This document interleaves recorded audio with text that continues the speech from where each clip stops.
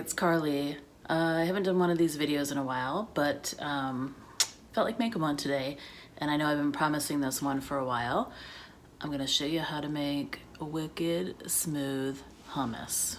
So what you're gonna need is a can of chickpeas. You can cook your chickpeas if you want from dry and do that, but canned chickpeas work just as well. So you're gonna need those. You're gonna need some tahini. You're gonna need some lemon. You're gonna need a clove of garlic, and then you're gonna need some ice water. That's pretty much it to be able to make these things. And I'll go through, I'm gonna talk a lot about all the things that go into making your hummus very smooth after this. Okay, so now I'm gonna talk a little bit about the very few ingredients that go into hummus, but they are important. So as far as chickpeas, I'm gonna admit to you that I usually do use canned chickpeas. They're easier, and I don't know. I do have special chickpeas that already have the skins off from Callustians, but they're expensive, so I don't use them a lot. And I found that chickpeas that I really like are from Trader Joe's, oddly enough. So I use those, but then in the opposite realm, I do use pretty quality tahini. I've tried several different ones, and Beirut is my favorite brand. I really like tahini from Lebanon. I feel like that's the best place that you can get it from. You should be able to get that in any sort of Middle Eastern market. Maybe online, I'm not sure, but it's good to have good quality tahini. I have also tried the Whole Foods 365 brand, and that one works pretty good. Trader Joe's brand, didn't like it all. So a quality tahini should not have, it's gonna always have the separation between the paste and the oil, but a good quality tahini should be very easy to mix back up. To help with that though, what you can do is I store my tahini upside down like this, and you can see it's pretty liquidy because the oil and the paste are sitting down here together, so that when I open it and flip it back over, I barely have to stir it. So yeah, anyway, that's my favorite tahini, the Beirut tahini, but again, you might have to try a couple different ones to see, but I feel like if you spend a little bit of money on some tahini, you're gonna have better results. So other than that, garlic is garlic, lemon is lemon, stuff like that, but I feel like as far as the two main ingredients, that's kind of how I feel about them. So now we're gonna go into how to prepare to make the hummus. Okay, first thing you're gonna do is you're gonna strain your can of chickpeas, and you're gonna get this liquid out of it called aquafaba. You can use that for like a vegan aioli. It's kind of an egg replacement. You can use it as an egg white in a cocktail. And then I just pour my chickpeas into some boiling water. Boil them for about 5 or 10 minutes until they get to be soft enough to squish between my two fingers. Okay, so more about why I do this step. Okay, so the aquafaba, some people use that as the liquid to put into the hummus. I really like ice water because I feel like it aerates it a little bit. I feel like it helps the tahini smooth out a little bit quicker. Again, I've pretty much tried every different thing to get to this hummus recipe, so I feel like you can trust me on this. But maybe if you chilled the aquafaba, but I also just think it's not enough liquid that you need to bring the hummus to the right consistency anyway. So what I usually do is do about a cup of water, put some ice in it, kind of wait for it to chill, set that aside. I do that while I'm boiling my chickpeas. So again, while I boil my chickpeas, can't talk today, is I want to get them to the softest consistency that I can because they'll blend better. And then, again, it's going to contribute to your really smooth hummus. What I also do, once it comes to a boil, some of the skins start to float, and I'll skim those off. And then once they're kind of soft enough to squish very easily between my two fingers, I take them out. I put them on some sort of sheet pan or something like that. Let them cool just a little bit, and then I rub them with a paper towel or a kitchen towel or something like that. That'll get any extra skins off. You're not gonna get every single skin off. I mean, it's just you're never gonna do it. But I promise you, I've done the hummus thing where I've kept all the skins on, and then I've had it where I've taken the skins off. I've also used skinless chickpeas, like I mentioned before, that I got at Kalustyan's. And those are amazing, but again, expensive. So I know that it seems like an extra step and you're wondering if it really makes a difference. I promise you it does. There are haters out there that say it doesn't, but again, I've made this hummus a lot of times to get to the perfect consistency and have it be a nice, light, smooth, silky hummus. So do what you will, but I'm telling you, take the skins off. So anyway, once you have that, then you're gonna start making the hummus. So I'll come back once my chickpeas are kind of on my tray, and I'll kind of show you how I remove the skins, and then we'll start making the hummus. Okay, so these are my already boiled chickpeas. As you can see, they're a little mushy, and you can see some of the skins already falling off. These are actually all the skins that I already got off by skimming, and then when I drained the chickpeas, they came out too. So there's already quite a bit of skin that already came off.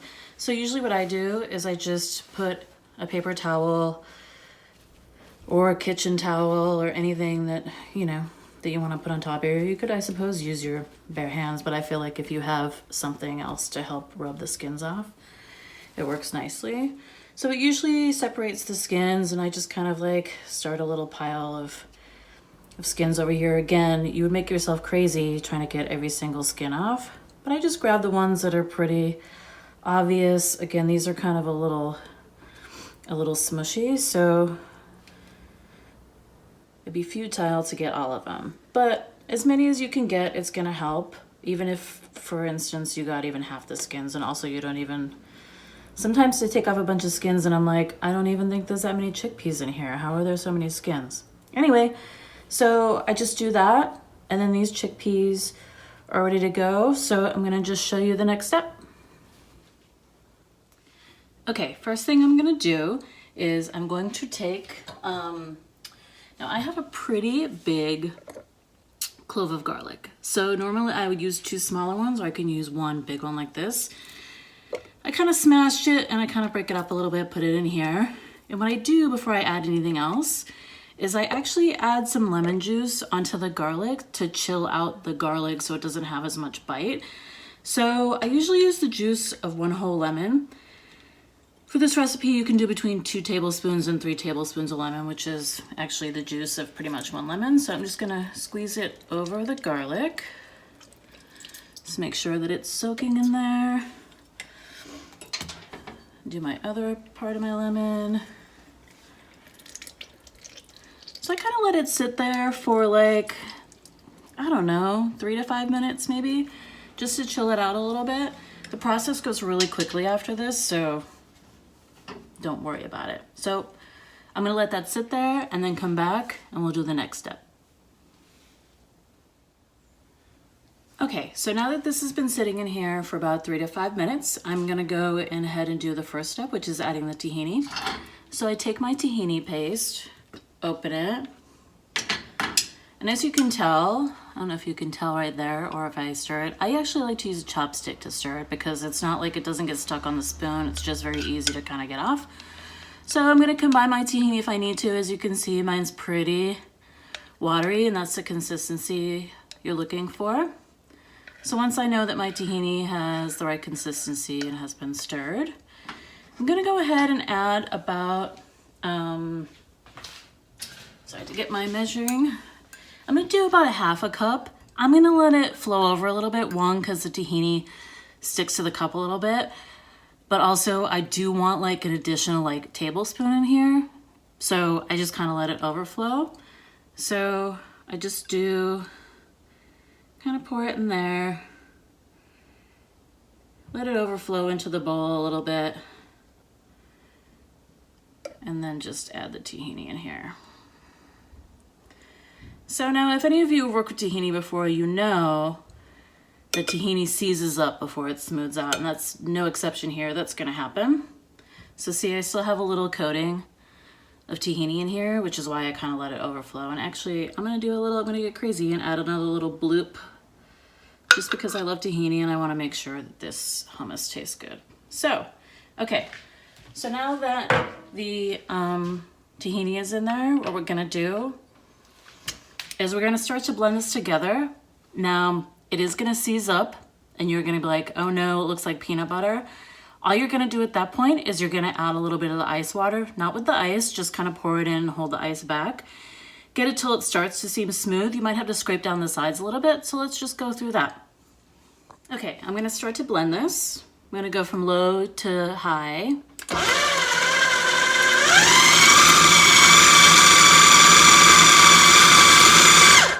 As I'm sure you can see, it's starting to look a little peanut buttery, a little bit thicker. So what I'm gonna do is I have this ice water. I'm gonna pour just a little bit in at a time while it's running. Get it to smooth out a little bit. It will lighten up. It'll become like a cream color. So let's do that.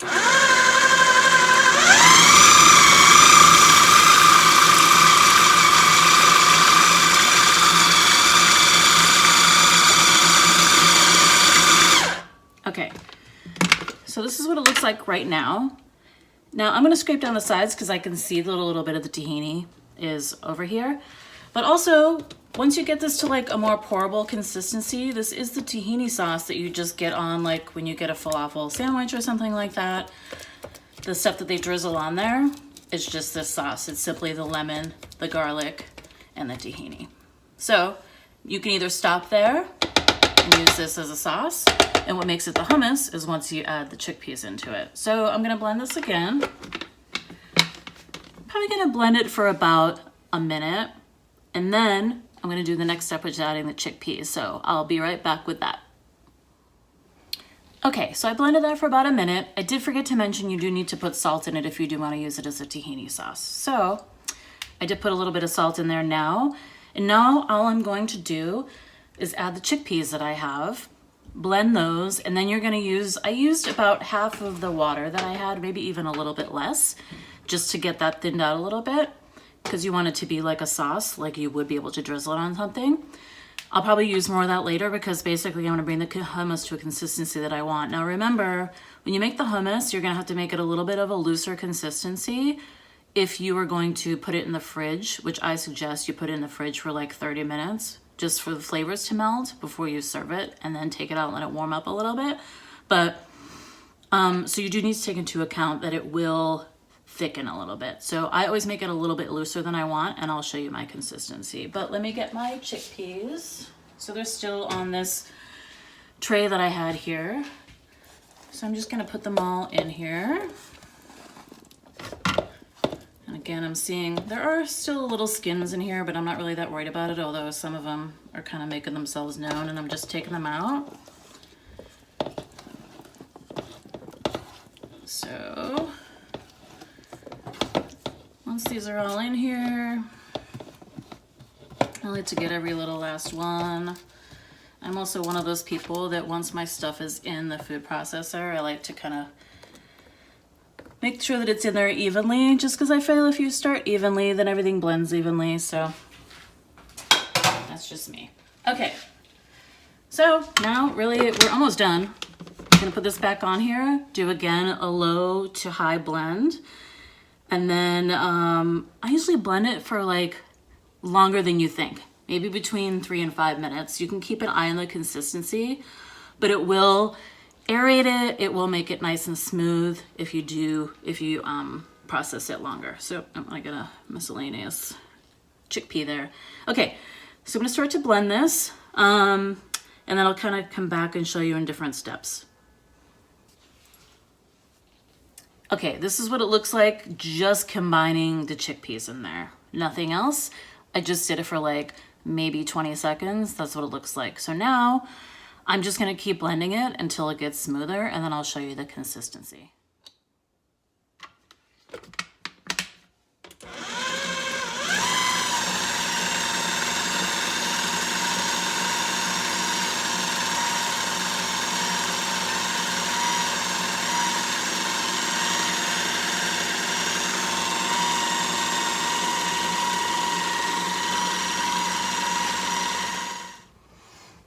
Okay, so the hummus is done. I blended it for about 3 to 4 minutes on high.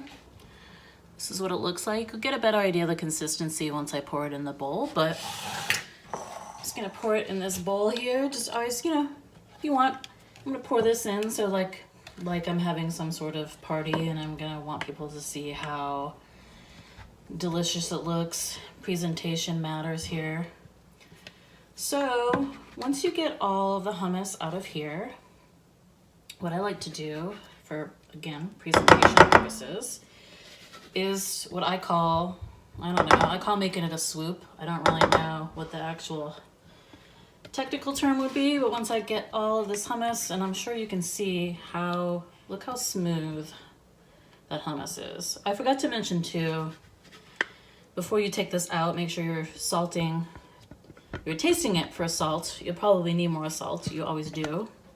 Just make sure that you're not trying to make it salty, you're just trying to make the flavors pop here. Okay, I think I have pretty much every last bit of hummus because I will eat every single last drop here. So what I do after I get it in my bowl is I start to kind of clean it up. So this doesn't look nice, so I just kind of like maybe use a paper towel and wipe that off, wipe this off. Now, if I wasn't on camera, I'd be doing this with my hands because I'm the only one that's eating this hummus. So basically, just want to make it presentable here. Now, it doesn't matter that the middle right there looks kind of like that. So what you're going to do is you're going to take a spoon and you're just going to kind of start your spoon like this and just swirl your bowl around. And then you'll come in a little bit more and then you just kind of make this little swoop. Now, I do want my things to be a little bit deeper because what I'm gonna do is to serve this, I'm gonna pour some olive oil in there. So again, I might do this part after I already have it in the fridge so it's like a little bit thicker, but basically what you're gonna do is you'll kind of take some olive oil and just fill in these little divots with olive oil here. Just make it look kind of nice. I might do a little bit more over here, although that looks like it's kind of starting to go that way. You can top it with whatever you want. I have some za'atar here, which I think looks really nice. So sometimes I will sprinkle that on there. Kind of go around and do that. You could put some sesame seeds, which are really nice because, you know, it does have sesame paste in it. Maybe some pine nuts. I also have a little sumac here. Just gonna put this little dab just to give a little color in the middle here. There you go. That's your hummus.